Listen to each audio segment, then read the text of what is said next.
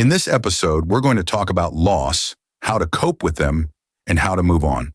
There are many different types of losses that we can experience in our lives, such as the loss of a loved one, the loss of a job, the loss of a relationship, the loss of a dream, the loss of a pet, the loss of a sense of self. Each of these losses can be devastating, but it's important to remember that you are not alone. Many people have similar losses and have found ways to cope and move on. 5 ways to cope with loss. There is no one-size-fits-all answer to how to cope with loss. However, there are some general tips that can help. Allow yourself to grieve.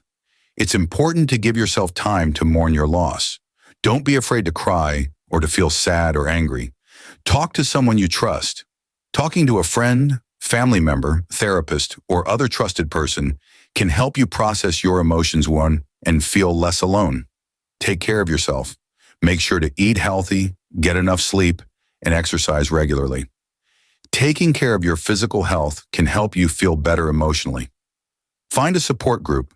There are many support groups available for people who have experienced loss. Joining a support group can help you connect with others who are going through similar experiences. Seek professional help.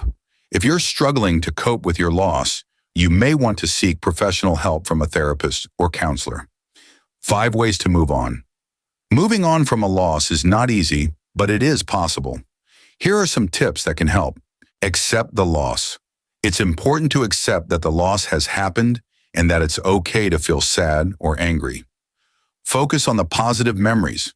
Take time to remember the good times you had with the person or thing you lost.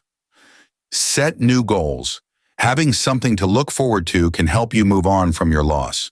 Forgive yourself. It's okay to make mistakes. Don't beat yourself up over things you could have done differently. Allow yourself to be happy again. It's okay to laugh and have fun again, even though you miss the person or thing you lost. Losing someone or something you love can be a devastating experience. However, it's important to remember that you are not alone.